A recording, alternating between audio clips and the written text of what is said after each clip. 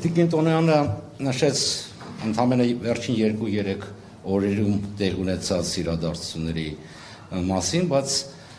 կարծում եմ դեռ 2 շաբաթը չբոլորած այս ընտրապայքարը ցույց դրեց որոշ երևույթներ, որոնք առաջացնում են լրջագույն մտահոգություններ։ Առաջինը պետական ամենաբարձր մակարդակով անընդունելի եւ մերժելի հրետորաբանության օգտագործումը, երբ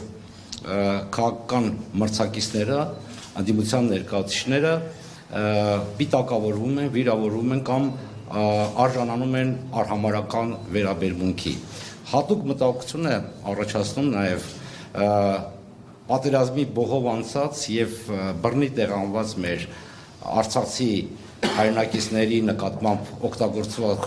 խոսույթը, որը միտված է հակադրել մեր եղբայրներին եւ քույրերին Հայաստանի այլ քաղաքացիների նկատմամբ։ Երկրորդը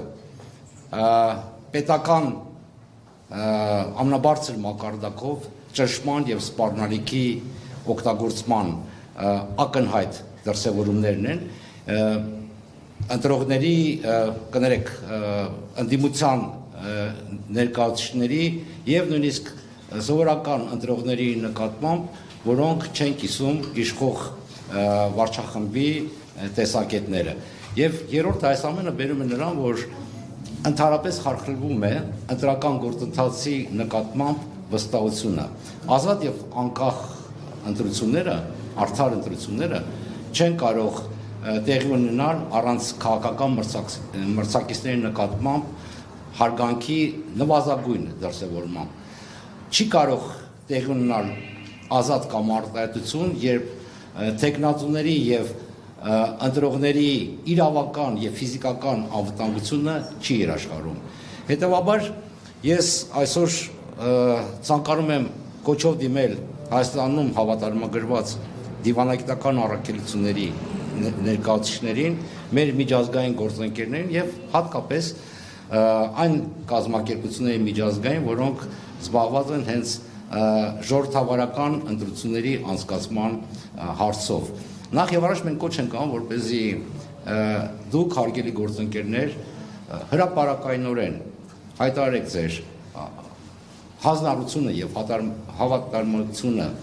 ԵԱԿ-ի եւ Վենետիկի հանձնաժողովի ստանդարտներին ազատ, արդար եւ առանց խնդրականության ընտրություններ անցկացնելու վերաբերյալ։ Երկրորդը պահանջում ենք, որպեսզի դուք ուժեղացնեք ձեր մոնիտորինգը Հայաստանում տեղի ունեցող գործընթացների նկատմամբ, որոնք կբացառեն այսպիսի երևույթները։ Եվ երրորդը անհապաղ պահանջել Հայաստանի իշխանություններից դադարեցնել թշնամանքի, ճնշման եւ հրետորաբանության այս դրսևորումները։